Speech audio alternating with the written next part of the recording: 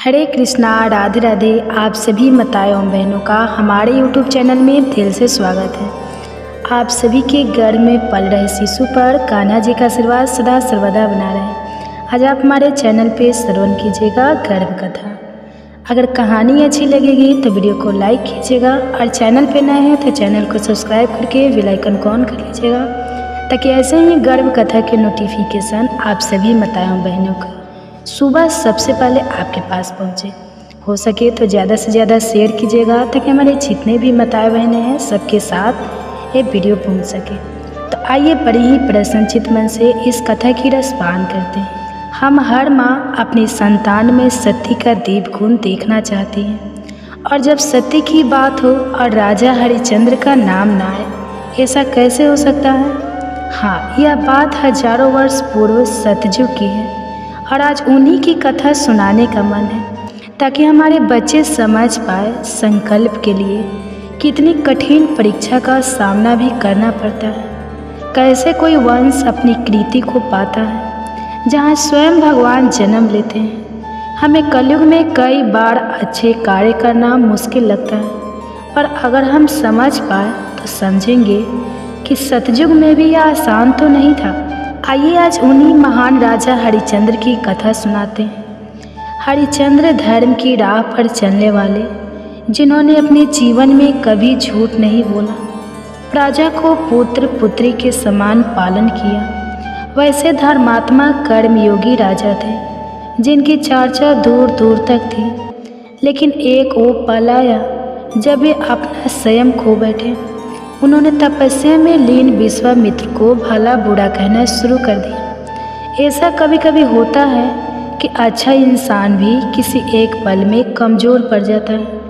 उसी कमज़ोर पल में उनकी पूरी जिंदगी किस तरह बदल सकती है, वही आज राजा हरिश्चंद्र के साथ हुआ था। उनकी ऊंची आवाज़ और कड़वे शब्दों से ऋषि विश्वामित्र की तपस्या भंग हो चुकी थी। उनके वर्षों की साधना मिट्टी में मिल गई। उसी वक्त राजा को होश आया कि उनसे कितनी बड़ी गलती हो गई। उधर महर्षि का चेहरा क्रोध से तमतमा रहा था। उन्होंने गुस्से में सामने खड़े राजा को देखा और गरजते हुए बोले, राजन, तुम्हारा यह अहंकार तुम्हें बहुत भारी पड़ेगा। राजा तुरंत उनके चरणों में गिरकर माफ़ी मांगने लगे। अपने सत्कर्मों की दुहाई दी। कहा, जो कुछ हुआ वह गलती से हुआ, वह उनके वश में नहीं था। लेकिन अब कोई फायदा नहीं था।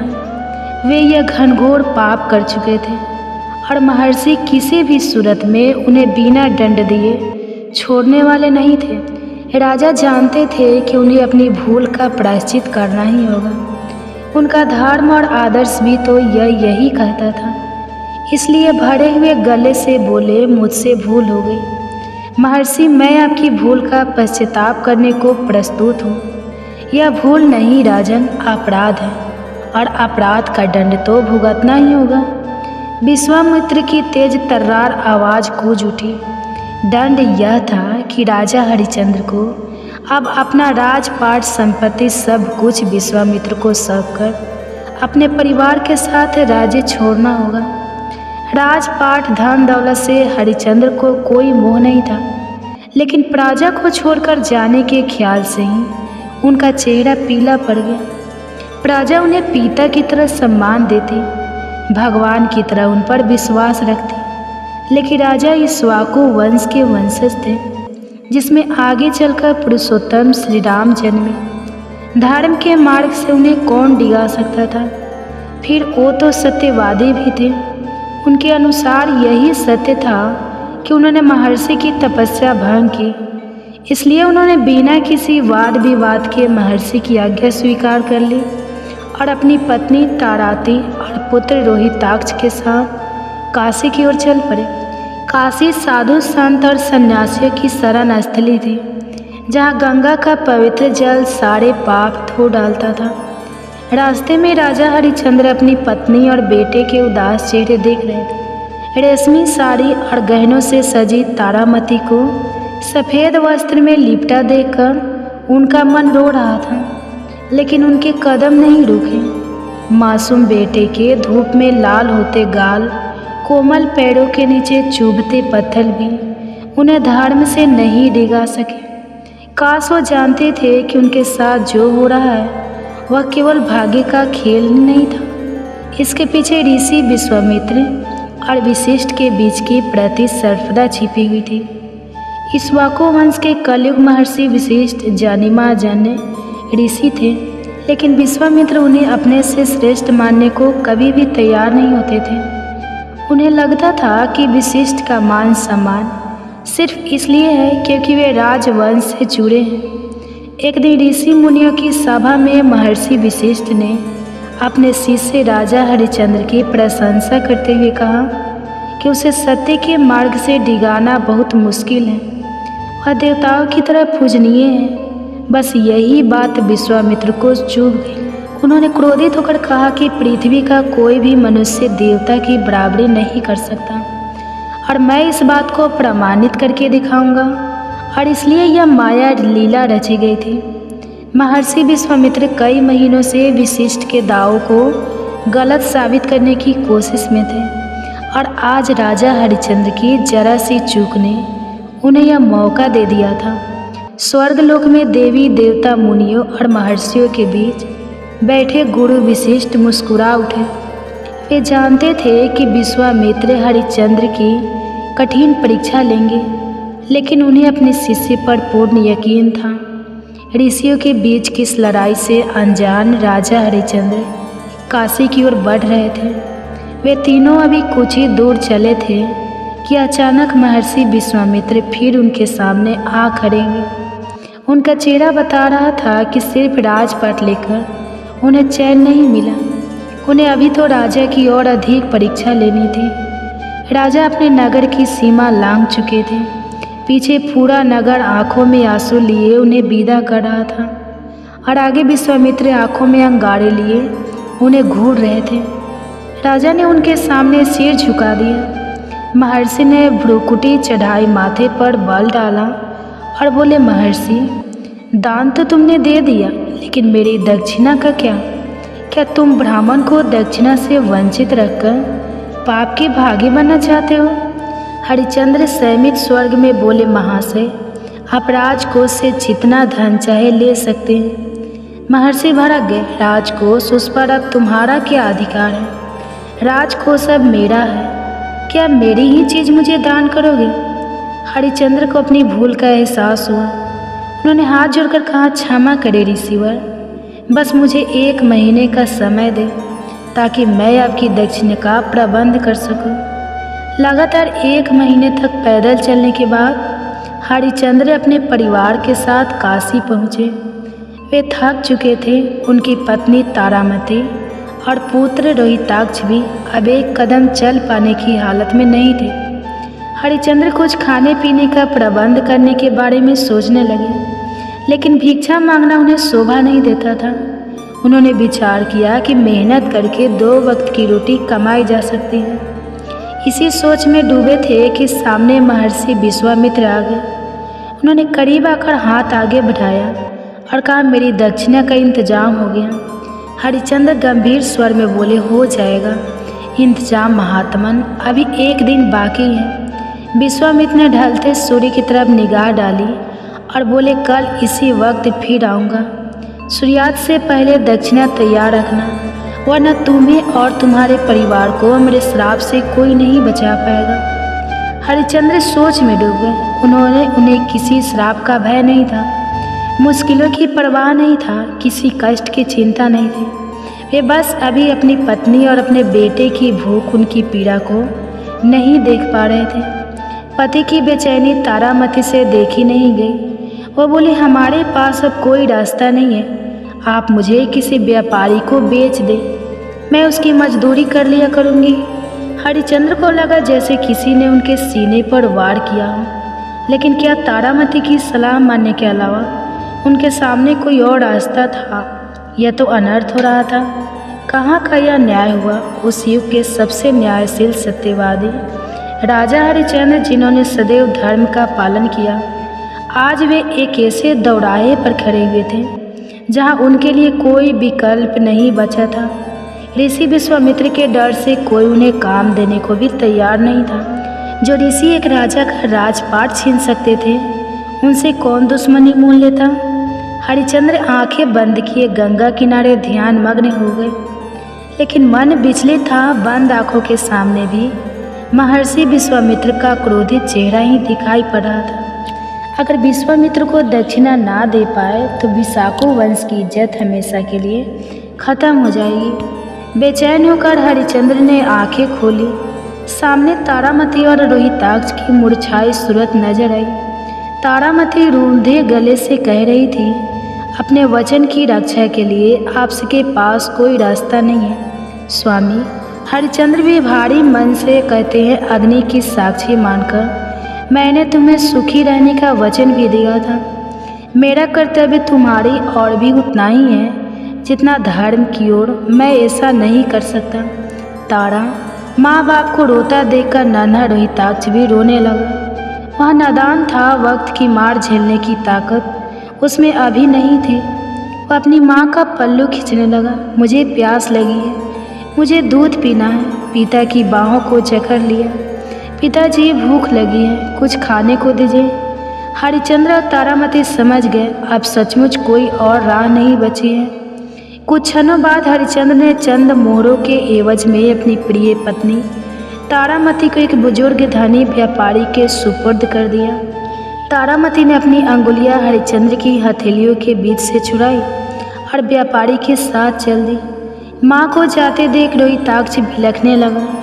वह पिता की गोद से उतरने के लिए मचलने लगा। हरिश्चंद्र को एहसास हुआ कि रोहिताक्ष अभी बहुत छोटा है।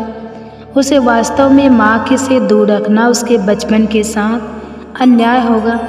तब एक रानी और उसके राजकुमार दोनों व्यापारी के गुलाम बनकर आगे बढ़ गए। समय अजीब करवटें ले रहा था। तीनों लोग इस अन्याय के साक्षी बन बैठे थे। पता नहीं कब वह समय आएगा जब राजा हरिश्चंद्र के जीवन में अब सुख के दिन लौटेंगे। हरिश्चंद्र दूर जाती तारामती और अपने बेटे को देख रहे थे। उन्हें अपना जीवन बेकार लग रहा था। एक आर्थिक क्षत्रिय होने का उनका क्या लाभ जब वे अपने परिवार की ही रक्षा नहीं कर पा रहे थे। वह कर्तव्य से चलने वाले पुरुष थे, मगर दुखों के पहाड़ को देखकर उन्हें संसार से विरक्त हो आई थी। गंगा के पार गहरे नीले आसमान में सूरज ढल रहा था। ऐसा लग रहा था मानो पानी में किसी ने केसरिया रंग घोल दिया हो, जैसे गंगा भी दुख में जोगन हो गई। हरिश्चंद्र सोच में डूबे थे। तभी किसी ने उनका कंधा थपथपाया। महर्षि विश्वामित्र अपनी दक्षिणा लेने खड़े थे। 30 दिन की मोहलत खत्म हो गई थी। हरिश्चंद्र ने अपना हाथ आगे बढ़ाया और अभी अभी अपनी पत्नी के एवज में मिली स्वर्ण मुद्राएं महर्षि के हाथों में रख दी। उन्हें एकदम हल्का महसूस हो रहा था, मानो ना जाने कितना भार उनके सिर से उतर गया हो, लेकिन सुख की मंजिल अभी उनसे मीलों दूर थी। महर्षि ने मुद्राओं को टटोला, परखा, नजरों से तोला, फिर बोले, बस इतना ही। हरिश्चंद्र, यह मुद्राएं किसी सिद्ध साधु का अपमान है। इतनी कम दक्षिणा हरिश्चंद्र है रह गए, लेकिन उनमें असीम धैर्य था। वे महर्षि के आगे झुककर बोले, अभी मेरे पास तन के सिवा और कुछ नहीं है। आज मैं वह भी आपको समर्पित करता हूँ। मैं उम्र भर आपकी गुलामी करूँगा। जब आपको लगे आपकी दक्षिणा पूरी हो गई, तब मुझे स्वतंत्र कर दीजिएगा। महर्षि विश्वामित्र ने कोई उत्तर नहीं दिया। पास के गंगा घाट पर अंतिम क्रिया करते एक शख्स को बुलाया। चीता जलाने वाले को देखकर हरिश्चंद्र घबरा गए। उस इंसान की आंखों में लाल डोरे थे, वह भावहीन था। हरिश्चंद्र बोल उठे, महर्षि, यह कौन है और इससे आपको यहाँ क्यों बुलाया है? महर्षि गंभीर स्वर में बोले, मैं तुम्हें अपना बंधक स्वीकार करता हूँ और तुम्हें इस चंडाल को बेच रहा हूँ। हरिश्चंद्र की रंगों में बहता खून अब ठंडा पड़ गया। वह वचन विद्ध थे, सत्य के मार्ग से कैसे हटते। चुपचाप उस चंडाल के पीछे चल दिए। देश का सबसे बड़ा राजा इस वक्त एक गुलाम बन चुका था। उनकी सत्यनिष्ठा में इतना बल था कि उनके राज्य में ना कभी बीमारियां फैलती, ना कभी अकाल पड़ता। चारों ओर सिर्फ और सिर्फ सुख समृद्धि रहती। पर आज उनके पास कुछ नहीं बचा था। स्वर्ण सिंहासन पर बैठने वाले हरिश्चंद्र अब शमशान घाट के चौकीदार बन चुके थे। चंडाल ने उन्हें आदेश दिया, तुम्हारा काम यहाँ सौदा करने आए लोगों से कर वसूलना होगा। ध्यान रहे, बिना शुल्क दिए किसी भी मृतक का अंतिम संस्कार नहीं होगा। हरिश्चंद्र की हिम्मत जवाब देने लगी, हे भगवान, यह मैं कैसे कर पाऊंगा? भूख से बेहाल परिजनों से कर वसूलना यह तुच्छ काम मुझसे नहीं होगा। लेकिन वह कैसे इनकार करते हैं? अब तो उनका शरीर भी उनका नहीं था। बोझल से दिन गुजर रहे थे। एक शाम हल्के धुंधलके में एक औरत शमशान पर आई। उसने अपने आंचल से अपने बच्चे को ढक रहा था। जैसे ही वह करीब आई, हरिश्चंद्र चौंक गए। तारामती, और यह बच्चा रोहिताक्ष नहीं, यह नहीं हो सकता। हरिश्चंद्र वही धरती पर बैठ गए। तारामती ने रूधे गले से बताया, सांप ने हमारे बच्चे को डस लिया है। उसकी आवाज़ पिघले शीशे की तरह हरिश्चंद्र के कानों में उतर रही थी। तारामती अपने बच्चों का अंतिम संस्कार कराने आई थी, पर हरिश्चंद्र यहाँ नियमों से बंधे थे।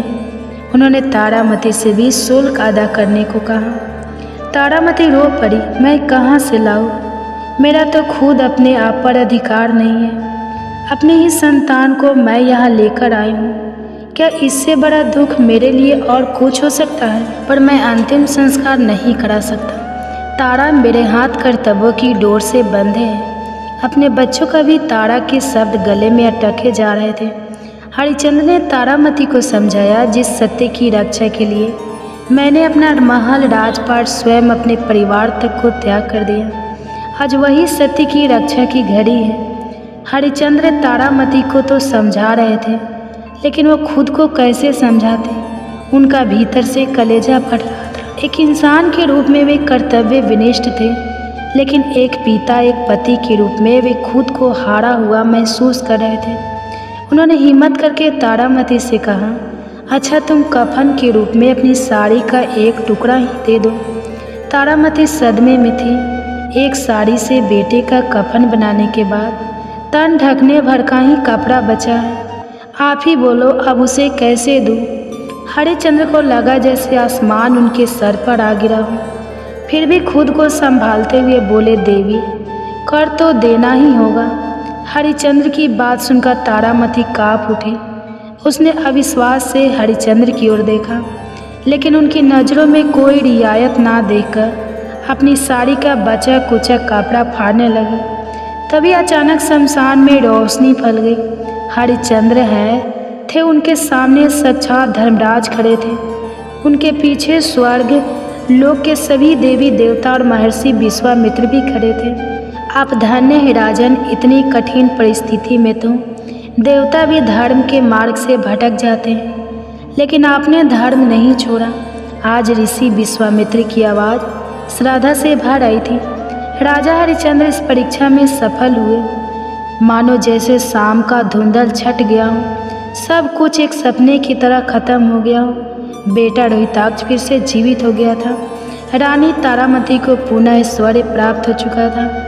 राजा हरिश्चंद्र फिर सभी ऐश्वर्यों के साथ अपनी राजधानी में थे। आज बस उनका नाम सदियों के लिए अमर हो गया था। सभी के बीच सत्य की रक्षा करने के लिए सबसे अधिक प्रिय बन गया था। आप सभी माताओं एवं बहनें आज हमारे YouTube चैनल पे श्रवण करेंगे कृष्ण के जन्म के समय की स्तुति। तो माताओं एवं बहनें, आपसे अनुरोध है कि वीडियो को लाइक कीजिएगा और चैनल पे नए हैं तो चैनल को सब्सक्राइब करके बेल आइकन को ऑन कर लीजिएगा, ताकि ऐसे ही वीडियो के नोटिफिकेशन आप सभी के पास सबसे पहले पहुँचे। कहा जाता है कि गर्भावस्था में अगर पूरी भागवत ना भी सुन पाए तो कृष्ण के जन्म के समय की स्तुति अपने गर्भ में पल रहे शिशु को जरूर श्रवण कराना चाहिए। श्रवण करने से गर्भ में पल रहे शिशु पर भगवान के जैसे ही गुण आते हैं। तो आइए बड़े ही प्रसन्न चित्तमन से इस कथा का रसपान करते हैं। मथुरा नगरी के हृदय में जब अंधकार धीरे धीरे गहराने लगा, अत्याचार की छाया लोगों की आत्मा को डसने लगी थी। कंस का आतंक दिन प्रतिदिन बढ़ता जा रहा था। धर्म के लिए यह काल रात्रि के समान था। नर नारी, पशु पक्षी, यक्ष गंधर्व सभी किसी चमत्कारी ज्योतिष की प्रतीक्षा कर रहे थे। देवकी वासुदेव की अर्धांगिनी मथुरा के राजमहल में अपने 8वें पुत्र के गर्भधारण की अवस्था में थे। वह पुत्र कोई साधारण जीवात्मा नहीं, स्वयं श्रीहरि का अंश था। देवकी का गर्भधारण करना मानव सृष्टि के मध्य अंधकार में एक दीपक के जलने के समान था। जब नारद मुनि को यह ज्ञात हुआ कि नारायण स्वयं इस धरा पर अवतरित होने वाले हैं, वे अत्यंत प्रसन्न हुए। वे तत्काल ब्रह्मलोक, कैलाश, यमलोक, इंद्रलोक सभी में यह शुभ समाचार फैलाने लगे। देवगण एकत्र होकर क्षीर सागर के निकट पहुँचे, जहाँ भगवान विष्णु विश्राम कर रहे थे। सभी देवताओं ने उनके चरणों में गिरकर प्रार्थना की। विष्णु भगवान ने उत्तर दिया, मैं शीघ्र ही देवकी के गर्भ से प्रकट होकर मथुरा में जन्म लूँगा। जैसे जैसे गर्भ के महीने बढ़ते गए, देवकी के तन में तेज और चेतना असाधारण रूप से प्रकट होने लगी। वासुदेव ने देखा कि उनकी पत्नी के मुख पर दिव्य आभा है। वह केवल एक माता नहीं थी, वे अब संपूर्ण ब्रह्मांड के पालनहार की जननी बनने जा रही थी। गर्भस्थ कृष्ण स्वयं भी उस गर्भ में ध्यान मग्न रहते हुए संसार की स्थितियों को जान रहे थे। वे स्वयं योगेश्वर थे और वहाँ से भी वे समस्त घटनाओं का संचालन कर रहे थे। देवकी कई बार स्वप्न में दिव्य दृश्य देखती। कभी श्रीहरि का शंख, चक्र, गदा और शंख पग दिखाई देता, कभी गोकुल के हरे भरे वन। एक रात्रि जब देवकी विश्राम कर रही थी, आकाशवाणी के रूप में देवताओं की स्तुति गूंज उठी। जय देव जनार्दन, योगेश्वर, जगत धारा, जगत के पालक, योग माया के स्वामी, तुम ही सृष्टि के आदि हो, तुम ही अंत। हे कृष्ण, तुम्हारा गर्भ में रहना भी संपूर्ण त्रिलोकी को पावन कर रहा है। देवकी के गर्भ में तुम दीपक हो, जो अंधकार में ज्ञान की ज्योति जगा रहा है। तव नाम मात्र से पाप विनष्ट होते हैं। गर्भवासी होकर भी तुम त्रिलोक के नाथ हो। हे योगेश्वर, तुम्हारी लीला अमग्य है। अच्युतांत गोविंद नामो स्तुति। श्री कृष्ण जननी गर्भे स्थिति होकर भी तुम समस्त ब्रह्मांड का भार उठाते हो। 8वां मास पूर्ण होते ही मथुरा में भय और कौतूहल दोनों का अवतरण फैल गया। कंस को ज्ञात था कि देवकी का 8वां पुत्र उसकी मृत्यु का कारण बनेगा। उसने कारा पहरा बैठा दिया। कारागार के चारों ओर प्रहरी, बंद द्वार और ब्रज के समान दीवारें थी, मगर नियति के आगे किसी की नहीं चलती। अष्टमी की रात्रि, रोहिणी नक्षत्र, अर्धरात्रि का समय, आकाश में घनघोर घटाएं छाई थी। बिजली कड़क रही थी, परंतु भीतर एक दिव्य प्रकाश फैला हुआ था। देवकी पीड़ा से काँप रही थी और वासुदेव उनके पास चुपचाप ध्यान मग्न खड़े थे। और तभी शांति छा गई, जैसे सृष्टि रुक गई हो। और वह क्षण आया, देवकी के गर्भ से स्वयं भगवान श्री कृष्ण प्रकट हुए। उनका स्वरूप दिव्य था, नवनीत के समान गीरा रंग, गोरा रंग, कमल नयन, सिर पर घुंघराले बालों में मोर मुकुट, गले में वैजयंती माला, हाथों में शंख, चक्र, गदा और पग। वासुदेव और देवकी आवक रह गए। उनकी आंखों से आंसू बहने लगे। उन्होंने हाथ जोड़कर स्तुति की, हे श्री कृष्ण परमात्मा, परम कारण जगत तव भक्तना रक्षस। हे प्रभु, आपने माता यशोदा के गर्भ में भी स्थान बनाया और आज हमारे गर्भ को पावन किया। आप ही वह दिव्य ज्योति हो जो अज्ञान के अंधकार को दूर करने आए हो। आपका यह जन्म लीला है, पर हर भक्त के लिए यह जीवन का सच्चा प्रकाश है। भगवान श्री कृष्ण ने माता पिता को आदेश दिया, मुझे गोकुल ले जाइए और वहाँ यशोदा के पास छोड़ आइए। योग माया मेरी स्थान लेगी। अचानक कारागार के सभी ताले खुल गए, पहरेदार निद्रित हो गए और यमुना मैया मार्ग देने को फूली सी सेज बन गई। वासुदेव ने श्री कृष्ण को टोकरी में रखकर गोकुल की ओर प्रस्थान किया। वर्षा हो रही थी, पर शेष नाग के फन फैलाकर उस दिव्य बालक को सुरक्षा दी। यमुना जी ने वासुदेव के चरण छूकर उन्हें मार्ग दिया। गोकुल पहुंचकर वासुदेव ने यशोदा के पास सो रही कन्या को लेकर श्री कृष्ण को वहां छोड़ दिया और लौट आए। गोकुल में सुबह का समय जब यशोदा ने आंखें खोली तो देखा कि उनके पास एक परम सुंदर बालक शांति से लेटा है। उनका हृदय ममता से भर गया। उन्होंने उसे अपने स्तनों से दूध पिलाया और नाम रखा कन्हैया। श्री कृष्ण की बाल लीला शीघ्र ही प्रारंभ हो गई। वह अपने बालपन में ही अपनी मोहक मुस्कान, आँखों की चंचलता और अद्वितीय सौंदर्य से सबका मन मोहने लगे। गोपियाँ उन्हें निहारते न आघाते अत्याचार की प्रतीक राक्षसी पूतना को कंस ने भेजा। वह सुंदरी रूप में आई और कृष्ण को दूध पिलाने के बहाने विष का स्तन लेकर पास पहुँची, परंतु श्री कृष्ण ने अपने मुख से उसका प्राण ही खींच लिया। राक्षसी वही ढेर हो गई। गोकुल में यह पहली बार था जब सबको ज्ञात हुआ कि यह बालक साधारण नहीं है। एक बार ब्रह्मा जी स्वयं श्री कृष्ण की लीला देखने आए। उन्होंने ग्वाल बाल और बछड़ों को छिपा दिया। श्री कृष्ण ने सबका रूप स्वयं धारण किया। ब्रह्मा ने अपनी मूल मानते हुए स्तुति की, ओम नमो भगवते वासुदेवाय नमो, ज्ञान मात्राय निर्गुणाय निर्गुणात्मने। प्रकट रूप में खेलते हुए भी आप अचिंत्य हैं, बालक रूप में लीला करते हुए भी आप साक्षात ब्रह्मा हैं। श्री कृष्ण का जन्म केवल एक घटना नहीं है, बल्कि पूरे युग के पूर्ण निर्माण की शुरुआत थी। उनका गर्भस्थ रहना, जन्म लेना और बाल लीला जो कृष्ण गर्भ में देवकी के हृदय को आलोकित करते हैं, वही आज भी भक्तों के हृदय में श्रद्धा का दीप जलाते हैं। उनकी स्तुति कलातीत है। उनका नाम मात्र ही मोक्ष का मार्ग है। नमन उस योगेश्वर को जो कभी बालक बनकर इस धारा पर उतरे। एक गर्भ कथा। अगर वीडियो अच्छी लगेगी तो वीडियो को लाइक कीजिएगा और चैनल पे नए हैं तो चैनल को सब्सक्राइब कर लीजिएगा और कमेंट्स में हरे कृष्णा राधे राधे जरूर लिखिएगा। और हो सके तो ज़्यादा से ज़्यादा आप अपने फैमिली फ्रेंड के साथ शेयर भी कीजिएगा। गर्भ गीता केवल एक ग्रंथ नहीं, बल्कि यह जीवन के गढ़ रहस्य को प्रकट करने वाला दिव्य प्रकाश है, जो आत्मा को जन्म मरण के बंधनों से मुक्त कर मोक्ष के पावन पथ पर ले जाता है। स्वयं भगवान श्री कृष्ण कहते हैं, जो श्रद्धा और भक्ति से गर्भ गीता का मनन करता है, वह संसार के बंधनों से मुक्त होकर परम शांति को प्राप्त करता है। यह ग्रंथ न केवल आत्मशुद्धि का दीप जलाता है, बल्कि गर्भवती माताओं के लिए भी अमृत के समान है। ऐसा विश्वास है कि जो माँ गर्भकाल में श्रद्धा से गर्भ गीता का श्रवण करती है, उसका शिशु न केवल संस्कारी और तेजस्वी होता है, बल्कि दिव्यता से भरकर समाज के लिए प्रेरणा बनता है। यदि आप भी इस अद्भुत ज्ञान की रोशनी अपने जीवन और भावी संतानों में भरना चाहते हैं तो अभी वंदना काव्या चैनल को सब्सक्राइब करें और प्रेम पूर्वक लाइक करें, श्रद्धा से सब्सक्राइब करें और इस दिव्य संदेश को शेयर करके औरों तक पहुँचाएँ, क्योंकि ज्ञान जब बांटा जाता है तभी वह संस्कार बनता है। श्री कृष्ण अर्जुन से कहते हैं, जब कोई आत्मा माँ के गर्भ में आती है तो वह मांस, मज्जा और रक्त से घिरी होती है। छठे महीने तक जब उसका शरीर विकसित होने लगता है तब उसे असहनीय पीड़ा का अनुभव होता है।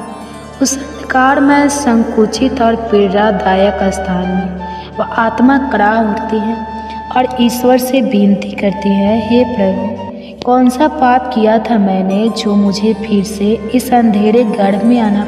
उस क्षण आत्मा को अपने सारे बुरे कर्म याद आते हैं। वह पश्चाताप करती है, आंसू बहाती है और ईश्वर से प्रार्थना करती है कि वह इस मोह और दुख से भरे संसार में जन्म ना दे। लेकिन ईश्वर मौन रहते हैं, क्योंकि उसका जन्म उसके ही कर्मों के अनुसार निश्चित होता है। श्री कृष्ण कहते हैं, गर्भ की पीड़ा मृत्यु लोक से भी अधिक होती है। यह वह आग है जिसमें आत्मा अपने ही कर्मों की तपन से झुलसती है। वह आत्मा संकल्प करती है कि जन्म के बाद वह सच्चा जीवन जिएगी, ईश्वर का स्मरण करेगी, पुण्य कर्म करेगी। लेकिन जैसे जैसे जन्म समीप आता है वह सब कुछ भूलने लगती है और जन्म लेते ही सब भुला दिया जाता है। फिर से वही मोह, वही माया, वही भटकाव और पुनः जीवन कर्मों के उसी चक्रव्यूह में उलझ जाता है। गर्भगीता में उस दिव्य सत्य का स्मरण कराती है जिसे आत्मा ने गर्भ में अनुभव किया था। एक बार फिर उस प्रकाश की ओर लौटने के लिए जहाँ से हम आए थे और जहाँ हमें लौटना है। गर्भगीता केवल एक शास्त्र नहीं, बल्कि मानव जीवन का दर्पण है। यह हमें यह समझने में सहायता करता है कि हमारे कर्म ही हमारे भविष्य की नींव है। यह ग्रंथ न केवल हमें आत्मज्ञान की ओर ले जाता है, बल्कि हमारे जीवन को सच्चे अर्थों में सार्थक और प्रकाशमय बनाता है। गर्भ संस्कार की भक्ति और प्रभाव हमारे प्राचीन ग्रंथों में बार बार दर्शाए गए हैं। महाभारत में वीर अभिमन्यु इसका अनुपम उदाहरण है। जब अर्जुन सुभद्रा को युद्ध की एक जटिल रचना चक्रव्यूह को भेदने की विधि समझा रहे थे, तब गर्भ स्थित अभिमन्यु ने वह सवाल ध्यान पूर्वक सुना और वही ज्ञान वह दिव्य श्रवण भविष्य में क्षेत्र के रणभूमि में उसकी शक्ति बनकर प्रकट हुई। इसी प्रकार मार्कंडेय पुराण में सती मदालसा का वर्णन आता है। एक ऐसी दिव्य माता जो अपने गर्भस्थ शिशु को ज्ञान, विवेक और वैराग्य के संस्कारों से पोषित करती थी। वे अपनी संतान के गुण, स्वभाव और चरित्र को उसी समय गढ़ देती थी जब वह केवल गर्भ में था। उनकी गोद में जन्म लेने वाला हर शिशु मुनियों जैसा शांत, ज्ञानी और सत्य पथ का अनुयायी होता। गर्भ गीता और ऐसे दिव्य उदाहरण हमें यह सिखाते हैं कि गर्भ केवल जीवन की शुरुआत नहीं, बल्कि आत्मा के संस्कारों का बीजारोपण है। यदि हम इस पावन ज्ञान को अपनाएं तो आने वाली पीढ़ियां न केवल संस्कारी होगी, बल्कि समाज और संसार के लिए एक दिव्य प्रकाश बनेगी। विष्णु पुराण में प्रहलाद का उल्लेख आता है, जो राक्षस कुल में जन्मे, लेकिन उनकी माता गर्भावस्था के दौरान देवर्षि नारद के आश्रम में रही और विष्णु भक्ति का श्रवण किया। परिणाम स्वरूप प्रहलाद जन्म से ही विष्णु के परम भक्त बन गए और अधर्म के विरुद्ध खड़े हुए। गर्भ गीता के प्रारंभ में अर्जुन भगवान से यही प्रश्न करते हैं कि आत्मा का बार बार जन्म क्यों होता है, इस जीवन में उसके कर्तव्य क्या है, किन पाप कर्मों के कारण वह अनेक दुख भोगता है और किन पुण्य कर्मों से वह जीवन में सुख प्राप्त करता है, अथवा कौन सा मार्ग है जिससे वह मोक्ष को प्राप्त करता है। अर्थात वह आत्मा कब भगवान में लीन होकर जन्म मरण के बंधनों से मुक्त होती है। लेकिन जिन्हें मुक्ति नहीं मिलती, उन्हें विभिन्न योनियों में जन्म लेकर अपने पूर्व जन्मों के अच्छे बुरे कर्मों का फल भोगना पड़ता है। भगवान श्री कृष्ण मंद मुस्कान के साथ कहते हैं, हे अर्जुन, सच्चा भक्त वह नहीं जो केवल शब्दों में मेरा नाम लेता है, बल्कि वह है जो अपने हृदय में संपन्न की ज्योति प्रज्वलित करता है, जो अपने कर्मों को मेरी भक्ति में अर्पित करता है, जो मोह और अहंकार से मुक्त होकर प्रेम और सेवा के मार्ग पर चलता है।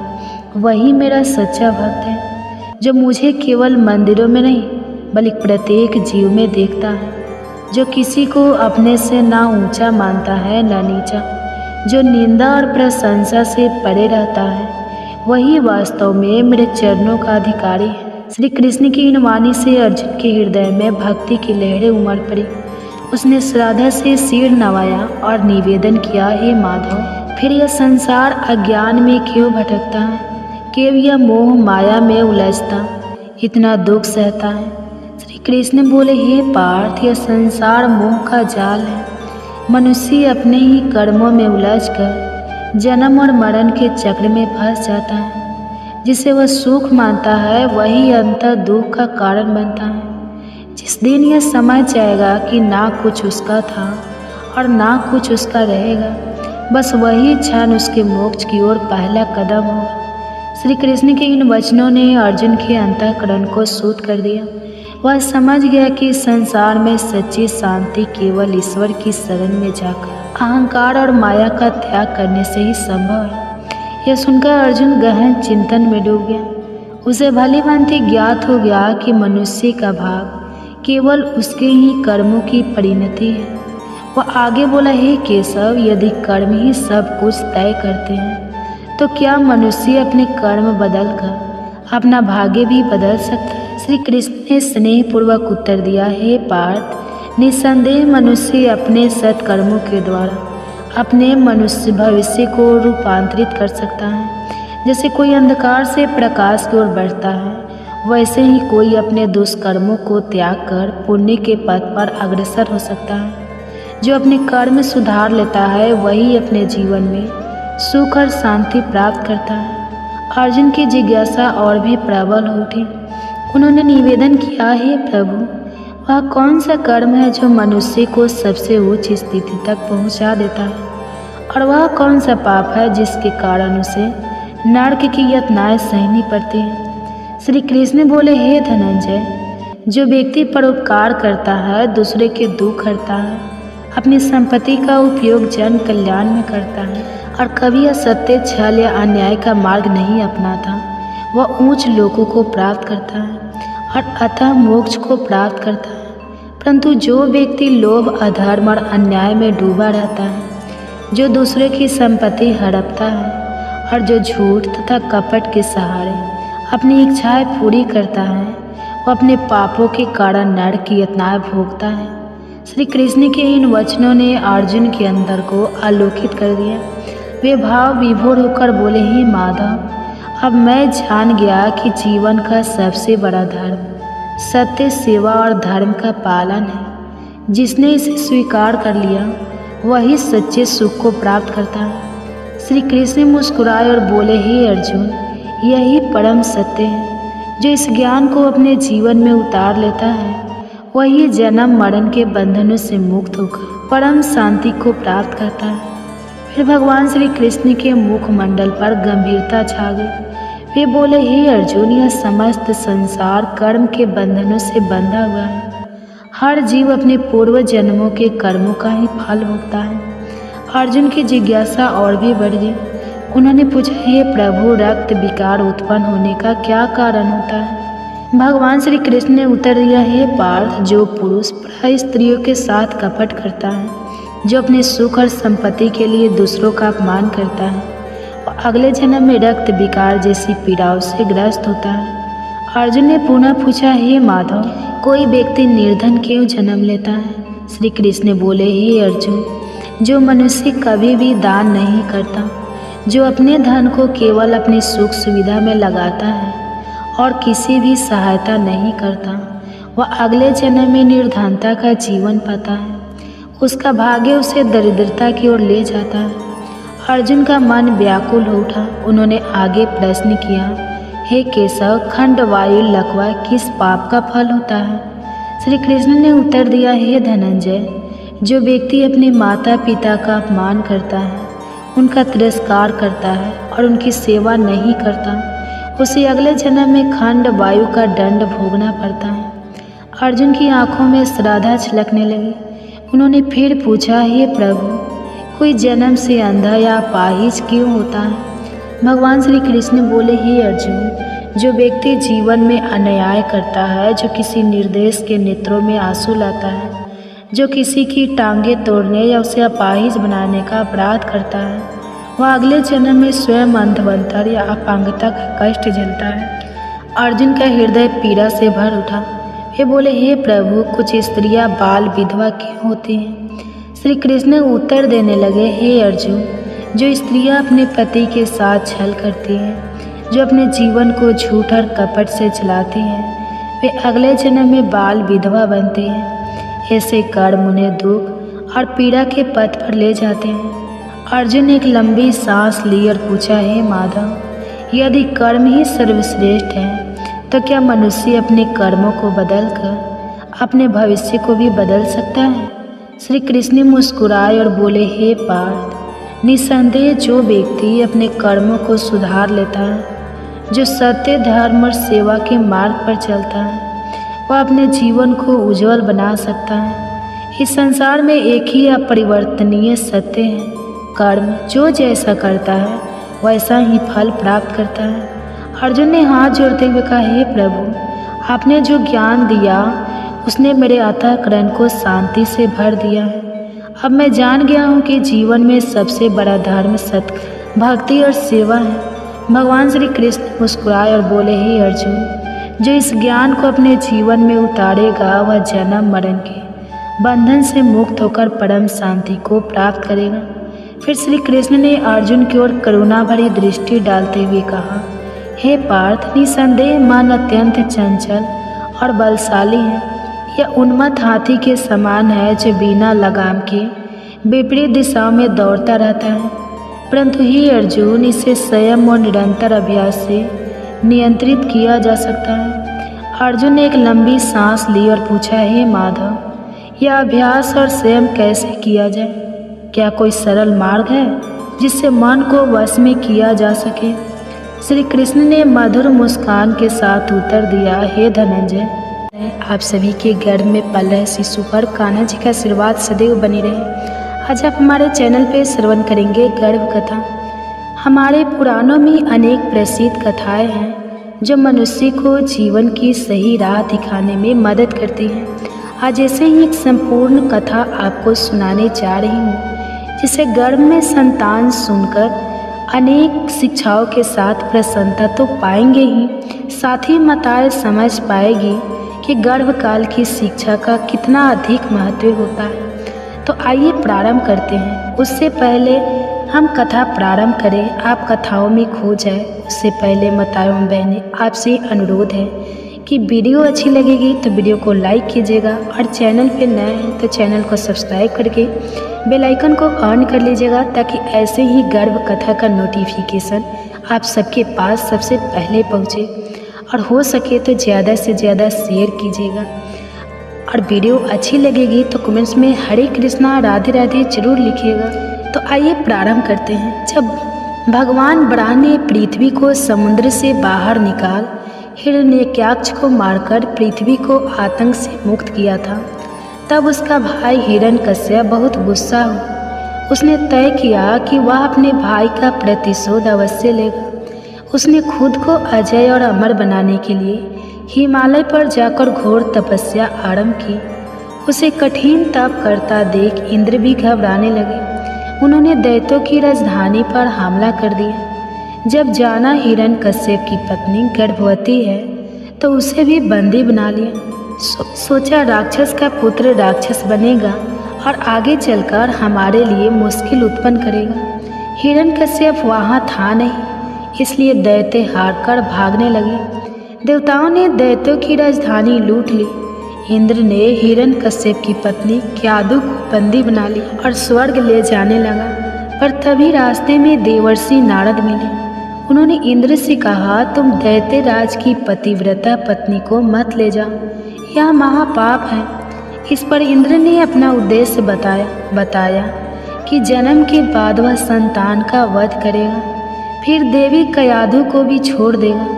तब नारद जी ने समझाया, गर्भ में संतान के संस्कार बदले जा सकते हैं। यह संतान भगवान श्री विष्णु की परम भक्त बनेगी। बस तुम क्यादु पुत्री को मुझे सौंप दो।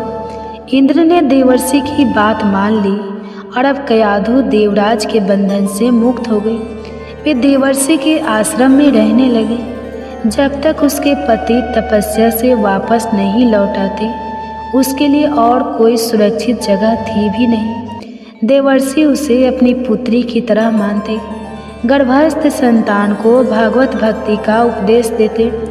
गर्भ में प्रहलाद भी उन उपदेशों को सुन बड़ा ही आनंदित होता। कुछ वर्षों बाद जब हिरण्यकश्यप वरदान प्राप्त कर लौटा, उसने सभी देवताओं को जीत लिया। सभी लोकपालों को हराकर उनकी सारी संपदा छीन ली। भगवान से उसे विरोध था, इसलिए ऋषियों को परेशान करता यज्ञ रोक दिए। धर्म के खिलाफ खड़ा हो गया। सब तरह सिर्फ उसे ही भगवान के समान पूजने की आज्ञा थी। इधर पुत्र प्रहलाद और पत्नी भी अब उसके पास लौट आए थे। प्रहलाद की शिक्षा के लिए उसने अपने गुरु शुक्राचार्य के पास उसे भेजा, और तब शुक्राचार्य जी तपस्या में व्यस्त थे, इसलिए गुरु के पुत्र सन और अम्बरक उसे शिक्षा देने लगे। एक दिन प्रहलाद वापस घर आए। माँ ने खूबसूरत वस्त्रों से सजाया, पिता ने गोद में बैठाया, फिर उससे पूछा कि तुमने अभी तक क्या सीखा है? तब प्रहलाद उत्तर देते हैं, पिताजी, सभी लोग संसार में मोहित रहकर उद्विग्न रहते हैं। मेरा मानना है कि हमें अंतःकरण में श्री हरि की शरण लेनी चाहिए। हिरण्यकश्यप जोर से हंस पड़ा। उसे लगा कोई दुश्मन उनके पुत्र प्रहलाद को यह ज्ञान सिखा रहा है। उन्होंने अपने गुरु के पुत्रों से कहा, तुम्हें प्रहलाद को सुधारना होगा, उसे दैत्य कुल के उचित आदर्श, धर्म और काम की शिक्षा दो। गुरु के पुत्र ने प्रहलाद को अपने पास बुलाया और पूछा, तुमने यह अज्ञान कहाँ से सीखा? प्रहलाद मुस्कुराते हुए कहा, गुरुदेव, इस दुनिया में हम भगवान की माया के चक्कर में बह रहे हैं। भगवान दयालु होते हैं। जब वह किसी पर अपनी दया बरसाते हैं तो वह इंसान के मन में बस जाते हैं। मेरे मन को उनकी अनंत कृपा ने उन परम पुरुष की ओर खींच लिया है। मेरे गुरु ने मेरे साथ बहुत मेहनत की है, मुझे ज्ञान का सही मार्ग दिखाया है। उन्हीं ने मुझे सच्ची शिक्षा दी है। उन्हीं ने मुझे अर्थशास्त्र, दंड नीति और राजनीति के बारे में भी सिखाया है। मैं अपने गुरु की शिक्षा को ध्यान से सीखता था। उनके मन में विद्या के प्रति सच्ची आस्था थी। मैंने गर्भकाल में ही संपूर्ण ज्ञान प्राप्त कर लिया है। गुरु पुत्र को उसकी बात ज़्यादा समझ नहीं है। तब हिरण्यकश्यप ने भी अपने पुत्र को गोद में बिठाकर पूछा, बताओ बेटा, सबसे अच्छा ज्ञान क्या है? प्रहलाद ने कहा, मेरे अनुसार सर्वोत्तम ज्ञान वही है जो भगवान के गुणों और आचरणों को सुनने की प्रेरणा देता हो। उनकी लीलाओं और नामों का भजन, उनके श्री चरणों की सेवा, उनकी पूजा, उनकी स्तुति, उनके सामने दास बनना, उनसे दोस्ती करना, उनके प्रति अपनी आत्मा को समर्पित करने का भाव जगाता हूँ। मेरे अनुसार इसी का अनुसरण कर हम जीवन में सबसे उत्तम फल प्राप्त कर सकते हैं। हिरण्यकश्यप बहुत क्रोधित हो गया। उन्होंने प्रहलाद को बुरी तरह डांटा और उसे जमीन पर पटक दिया। उनके गुरुकुल के छात्रों ने बताया कि हमने उसे गलत नहीं सिखाया है। प्रहलाद शांति से खड़े रहे, बिना किसी क्रोध के। वे अपने पिता से कहने लगे, पिताजी, आपको गुस्सा नहीं आना चाहिए।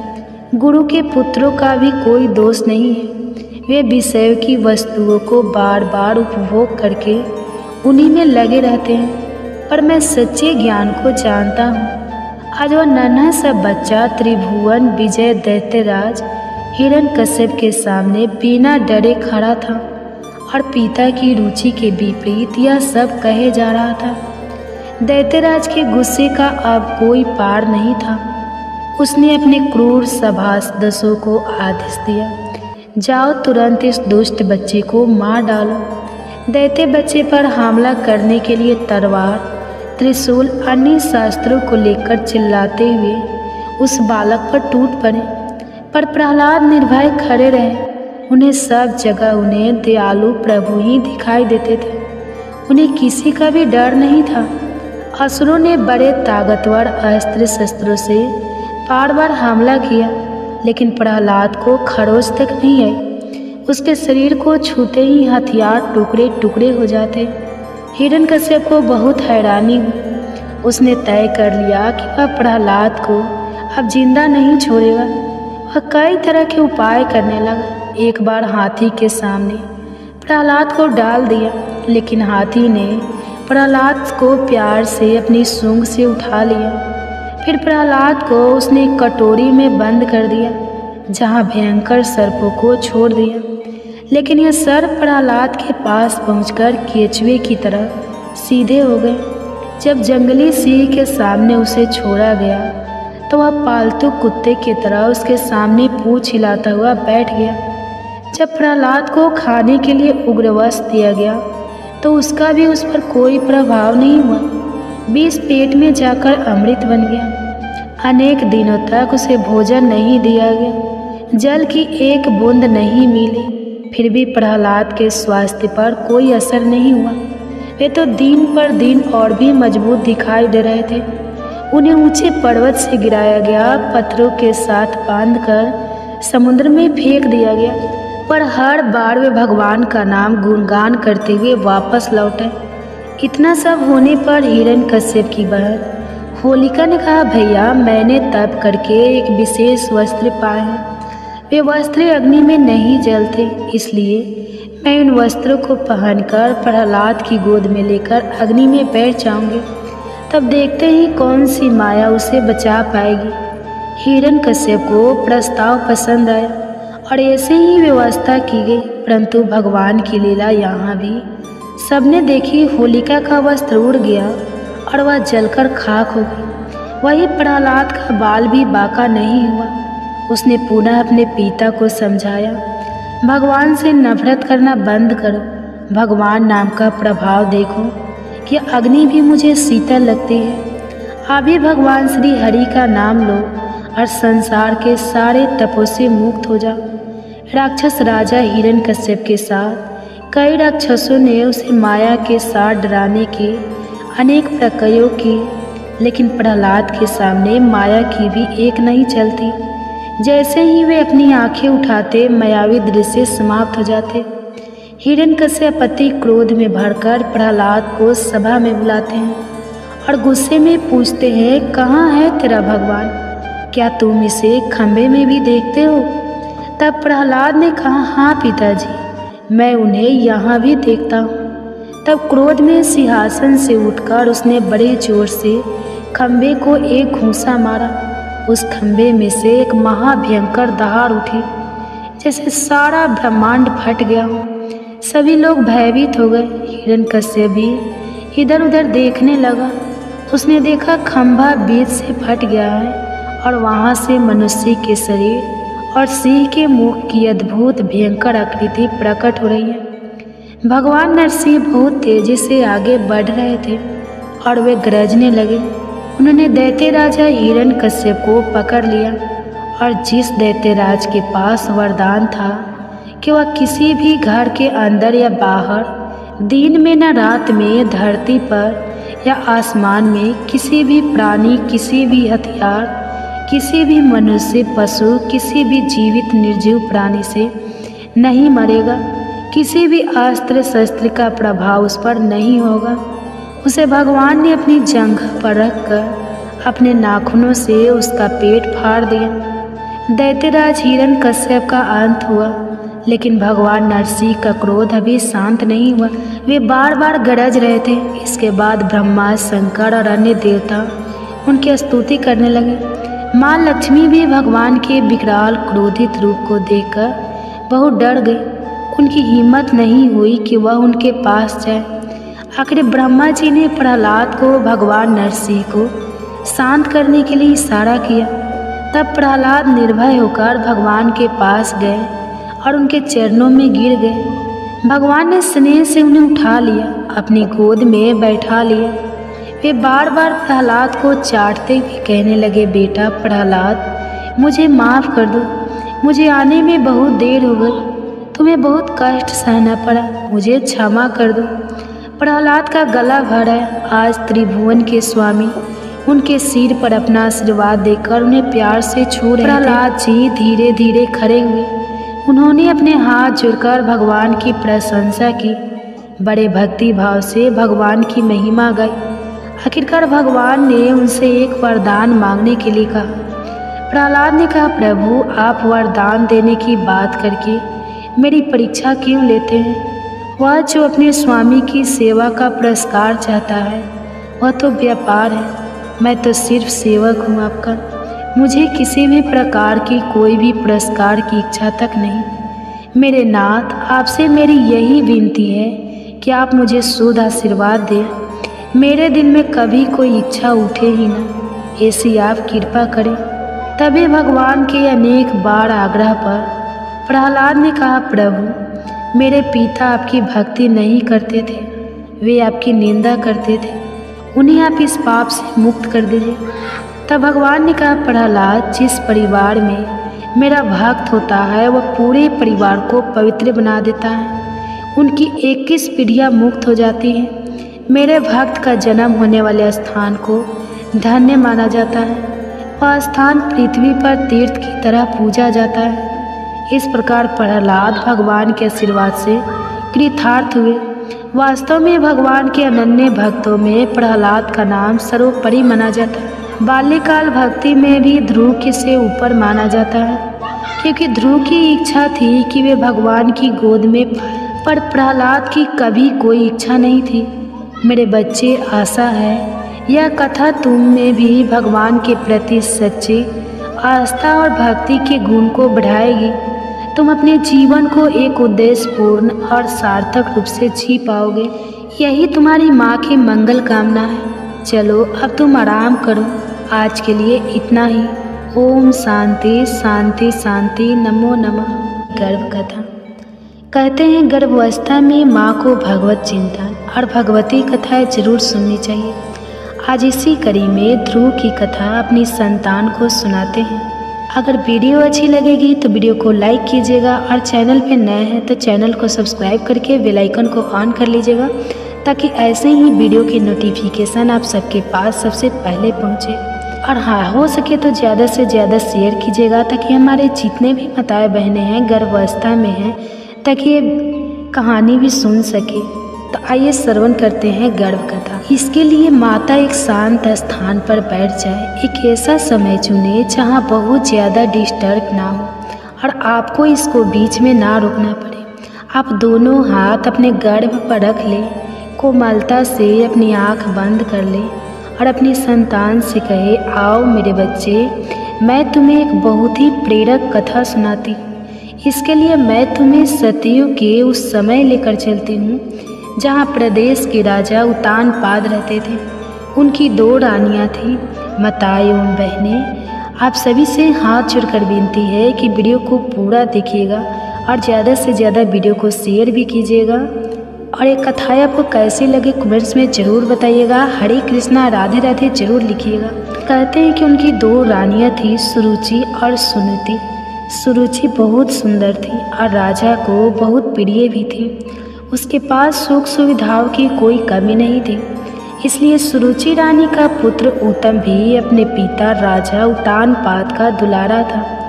राजमहल के बाहरी हिस्से में दूसरी रानी सुनीति रहती थी। उनका स्वभाव महापुरुषों जैसा था। वह धर्म मार्ग पर चलती, सभी के प्रति दया प्रेम करुणा का भाव रखती और ऐसा ही आचरण देख उनका पुत्र ध्रुव बड़ा हो रहा था। एक दिन सुबह का समय था। सुबह की लाली धीरे धीरे जाकर भगवान सूर्य का प्रकाश पूरे प्रदेश को प्रकाशित कर रहा था। सभी बच्चे घर के बाहर अपने मित्रों के साथ विभिन्न खेल खेल रहे थे। भीतर राज दरबार सजा हुआ था। राजा उत्तानपाद अपनी प्रिय रानी सुरुचि के साथ सिंहासन पर बैठे थे। वे अपनी गोद में बैठे पुत्र उत्तम को दुलार रहे थे। उसी समय खेलते खेलते ध्रुव भी महल में प्रवेश करता है। पिता को देख उसका मन भी ललचाया। वह अपने पिता की गोद में बैठने का लिए उनका प्यार पाने के लिए ललायित हो गया। वह भी अपने पिता के पास पहुंचा। उसने अपना हाथ राजा के पैरों पर रखा ही था। वह बैठने का प्रयास कर ही रहा था। राजा भी अपने दूसरे पुत्र को दुलार दे उससे पूर्व ही सुरुचि रानी ने उसका हाथ जोर से झटक दिया। रानी बड़े क्रोध से बोली, तुम अपने पिता की गोद में बैठने लायक नहीं हो। तुम अभागी हो। तुम्हें पूरे जीवन पुण्य करने होंगे ताकि तुम अपना भाग्य बदल पाओ और मेरी कोख से जन्म लेने का सौभाग्य पाओ।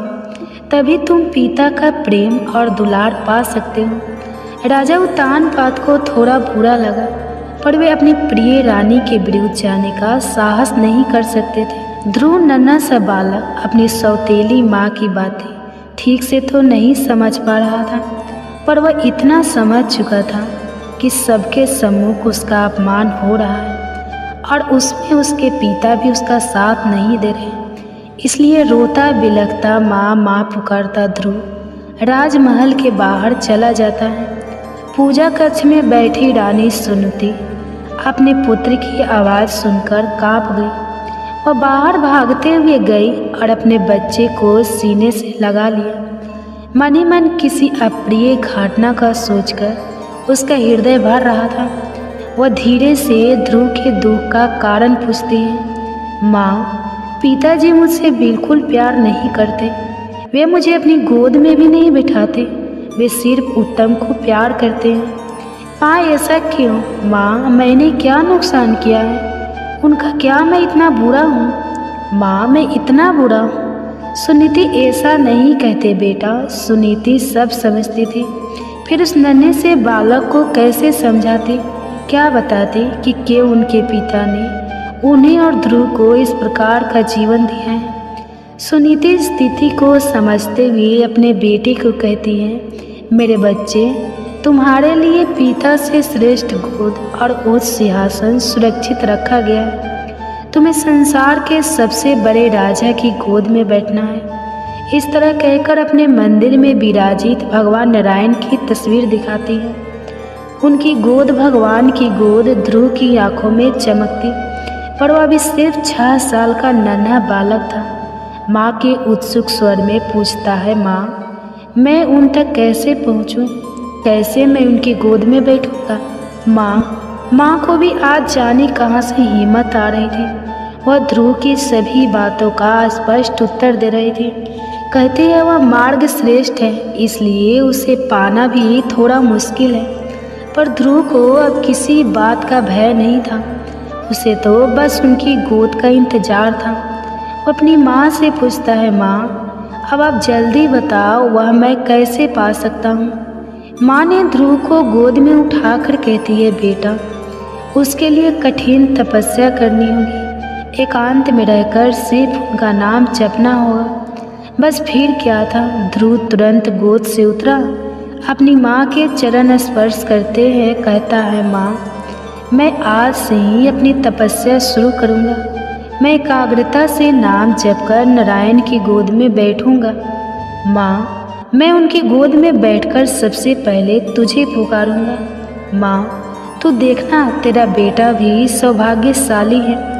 वह ब्रह्मांड के राजा की गोद में बैठेगा। माँ कुछ समझ पाती इससे पहले ध्रुव जंगल की ओर जाने लगा। माँ एकदम बिलख पड़ी, भागते हुए ध्रुव के रास्ते में आकर खड़ी हो गई। जिस नन्हे से बच्चे ने राजमहल के बाहर आज तक कदम भी नहीं रखा था, वह जंगल अकेला कैसे जिएगा? क्या यह भी कोई उम्र है उसके जंगल जाने की? रानी फूट फूट कर रोने लगी। ध्रुव नहीं रुका, अपनी माँ को समझाते हुए कहता है, माँ नारायण को पाना आसान नहीं है, कष्ट तो करनी होगी। तेरा बेटा करेगा माँ, वह भी सौभाग्यशाली बनेगा। माँ रोए जा रही थी, वह आगे बढ़ता जा रहा था। धीरे धीरे सांझ होने लगी, रात अंधेरी छा रही थी।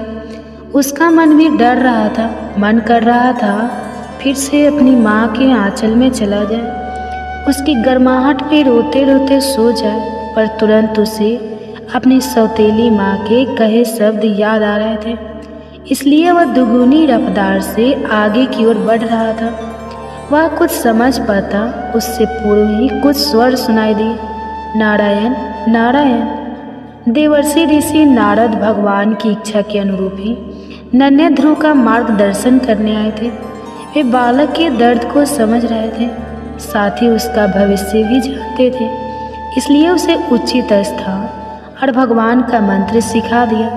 फिर क्या था, रात के अंधेरे में झुन झुन की आवाज़ के साथ ध्रुव के मंत्र के स्वर भी जंगल में गूंजने लगे। धीरे धीरे ध्रुव अपनी तपस्या में लीन होने लगा।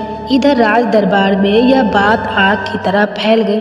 हर किसी ने दबी आवाज़ से राजा उत्तानपाद और सुरुचि की निंदा की। राजा उत्तानपाद की भी आंखें अब खुल गई थी। उन्हें अपने मासूम से बेटे का चेहरा ही नजर आ रहा था। उसका हुआ चेहरा देखकर वे भी अंदर से काँप रहे थे। उन्हें लग रहा था कि वास्तव में वे कैसा भयंकर पाप कर बैठे हैं। इधर सुनुति का रो रो कर बुरा हाल था। उसका आखिर राजमहल में अपने पुत्र के अलावा और था ही कौन। वह उसे बार बार याद कर बस रोती जा रही थी। राजा भी अब अपनी गलती को मानकर ध्रुव को मनाने के लिए जंगल की ओर निकल रहे थे, पर तभी उन्हें पूंजी मिल गई जिन्होंने राजा को रोक दिया। आपका पुत्र कोई साधारण पुत्र नहीं है, वह तेजस्वी बालक सचमुच नारायण की गोद में विराजेगा। आपके और आपके राज्य की कृति को संपूर्ण ब्रह्मांड में फैलाएगा। उसका जन्म इसी हेतु हुआ है, इसलिए हे राजन आप शक ना करें, बल्कि निश्चिंत रहें, वह जल्दी ही आप सभी के पास लौट आएगा। इधर ध्रुव अपनी तपस्या में लीन था। जंगली जानवरों की आवाज़, उनके सताने का भय आसपास हमेशा बना रहा था। कभी बंदरी के समीप उसके बच्चे को लिपटा देखता तो उसका मन भी भरता, पर वह किसी भी कीमत पर लौट जाना नहीं चाहता था। 6 साल के बच्चे का ऐसा दृढ़ निश्चय कि अनेक प्रलोभन अनेक भय दिखाने पर भी वह नारायण जब से अलग नहीं हुआ। 6 महीने से अकेला नावना बालक तपस्या कर रहा था और उसकी चाह भी थी तो क्या, बस एक बार नारायण की गोद में बैठना है। इसे देखकर भगवान भी अधिक समय तक उससे दूर नहीं रह पाए। वे ध्रुव के समीप पहुंचकर प्यार से उसके सर पर हाथ रखते हैं। ध्रुव अपनी आंखें खोलता है, उसे विश्वास नहीं होता कि उसके सम्मुख कौन खड़ा है। चतुर्भुज रूप में नारायण वह बार बार आंखें बंद करता खोलता, खुद को चिमटी काटता। वह सोच ही नहीं पा रहा था कि यह क्या हो रहा है। उसके साथ भगवान उसकी मासूमियत को देखकर मुस्कुराते हैं, उसे तुरंत उठाकर अपनी गोद में बैठा लेते हैं, मानो अब तो धरती आकाश सब फूल बरसा रहे हों। जंगल की प्रत्येक कली फूल बनकर उस पर गिर जाना चाहती हूँ। प्रकृति खुशी से घूमना चाहती हूँ, सारे पंछी खुशी से गाने लगे, हवाएं मधुर स्वर में बांधे यंत्र बजा रही हूँ। पूरे वातावरण में एक अद्भुत सा आनंद छा गया। ध्रुव की आंखें खुशी से टिमटिमाने लगी। वह धीरे से प्रभु से कहता है, प्रभु अब कोई मुझे और मेरी माँ को अभागा नहीं कहेगा ना। भगवान ने अपने दोनों हाथ कसकर ध्रुव को समेट लिया। नहीं बेटा, तुम ब्रह्मांड में वह स्थान पाओगे जिसके आगे देवी देवता सप्तऋषि भी पराक्रमा करेंगे। प्रलय काल में भी तुम सुरक्षित रहोगे। तुम्हारी कीर्ति अनंत जन्मों तक फैली रहेगी। हर मनुष्य तुम जैसी संतान की प्राप्ति करना चाहेगा। तुम और तुम्हारी माँ श्रेष्ठ गति को पाओगे। ध्रुव अपने हाथ जोड़ प्रभु को नमन करता है। आज की कथा को यहीं समाप्त करती हूँ। सभी को प्रणाम। जय श्री कृष्णा। बहुत बहुत धन्यवाद।